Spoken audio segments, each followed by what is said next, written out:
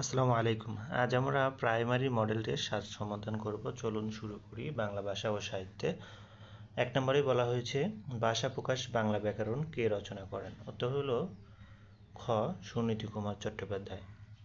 2 নম্বর, কোনটি পুরুষ ও স্ত্রীবাচক দুই বোঝায়? উত্তর হলো পাখি।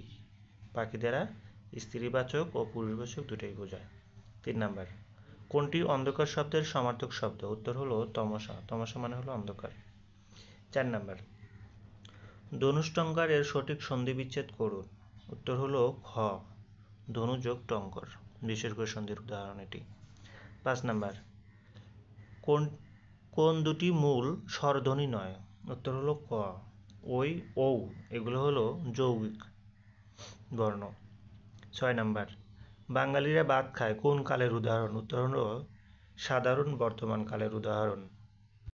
7 নম্বর, বিরাম চিহ্ন কেন ব্যবহৃত হয়? উত্তর হলো বাক্যের অর্থ স্পষ্টকরণের জন্য। 8 নম্বর, কোনটি বহুব্রীহি সমাসের উদাহরণ? উত্তর হলো উন বা জুড়ে।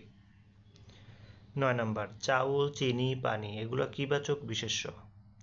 এগুলো হলো বস্তুবাচক বিশেষ্য।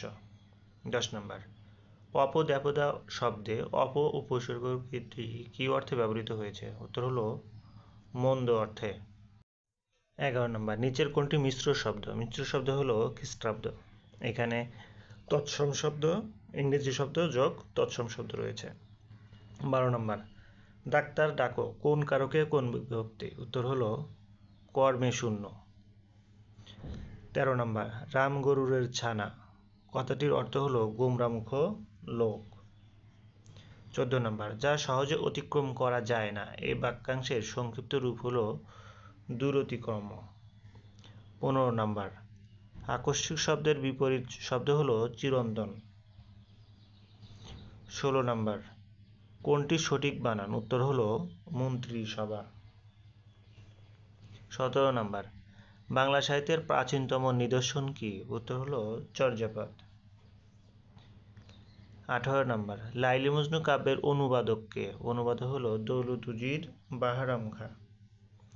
19 নম্বর, বাংলা ভাষার উদ্ভব হয়েছে কোন ভাষা থেকে? উত্তর হলো প্রাকৃত ভাষা থেকে।